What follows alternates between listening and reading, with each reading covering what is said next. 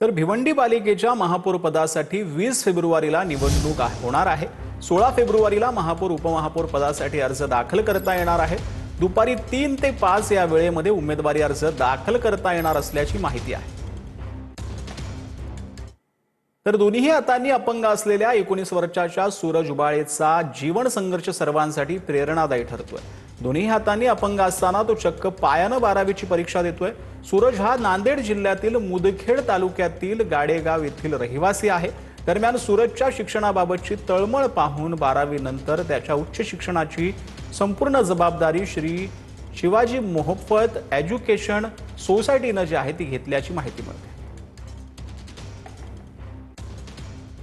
वाढीव टाइम भेटतो 20 मिनिटं। हो सर, मग तू घेतला नाही? घेतो ना। आता मराठीचा पेपर सोपा आहे म्हणून काय वाटत नाही। दुसरे पेपर असले की विषय हे करतो ना। बरं, तुला काय व्हायचं आयुष्यात पुढे?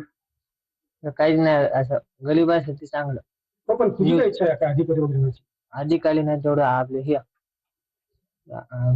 साहेब शाळेचे मुख्याध्यापक किंवा शिक्षक व्हायचं? शिक्षक। तर जालन्यामध्ये 12वीच्या परीक्षेतील कॉपी प्रकरणाची शिक्षण विभागाकडून दखल घेण्यात आलेली आहे। शिक्षण विभागाकडून 6 शिक्षकांचं निलंबन करण्यात आले। परीक्षा केंद्रावर हलगर्जीपणा केल्याचा शिक्षकांवरती ठपका ठेवण्यात आलेला आहे। तर भंडाऱ्यामध्ये भारतीय कम्युनिस्ट पक्षाच्या नेतृत्वाखाली कामगार आणि शेतकरी प्रश्नांवर निषेध मोर्चा काढण्यात आला। केंद्र आणि राज्य सरकारने लागू केलेल्या श्रमसंहितेमुळे 100 वर्षांच्या लढ्यातून मिळालेलं कामगार कायदे हिरावले गेल्याचा आरोप आंदोलकांनी केला।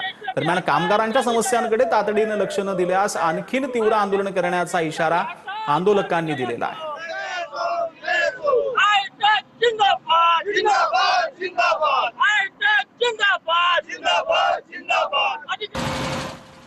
तर जालन्यातील अतिवृष्टी अनुदान घोटाळ्यातील आणखी एका आरोपीला अटक करण्यात आली। अतिवृष्टी अनुदान घोटाळ्याप्रकरणी आतापर्यंत 36 आरोपींना अटक करण्यात आली। अंबड घनसावंगीमध्ये 24,90,70,000 रुपयांचा अनुदान घोटाळा उघडकीस झालेला होता। अनुदान घोटाळ्यातील एक आरोपी अद्याप फरार असून पोलिसांकडून आरोपींचा शोध सुरू आहे। तर मुंबईच्या उशेवारामधील सिटी इंटरनॅशनल स्कूल अचानक बंद केल्याचा आरोप आहे। शाळा बंद झाल्याची माहिती मिळताच पालक शाळेबाहेर जमलेले होते। याआधी शाळा बंद होणार असल्याची माहिती दिली नव्हती। पालकांनी हा आरोप केलेला आहे। लँडलॉर्डने आम्हाला सांगितलंय की पुढचे ॲग्रीमेंट्स काही किंवा भाडं ठरलेलं असताना सुद्धा मला भाडं जास्त पाहिजे हे त्याने सांगितलेलं आहे।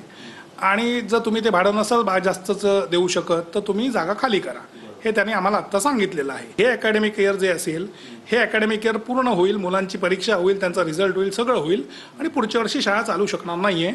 तर हे पॅरेंटना सांगितलं ते पुढच्या शाळा जे जूनला चालू होतील त्याला अजून 4-5 महिने बाकी आहेत। आम्ही आजूबाजूच्या शाळांशी पण आमचं बोलणं सुरू आहे की कुठल्या शाळा आमच्या मुलांना इथनं घेऊन कशा प्रकारे त्यांना मदत करू शकतात जेणेकरून मुलांचं आणि पॅरेंटचं कुठल्याही प्रकारचं नुकसान होणार नाही असा आम्ही पूर्ण प्रयत्न करत आहोत। तो क्या प्रॉब्लम है, किस वजह से आप लोग यहाँ पर जमा हुए हैं, क्या समस्या है?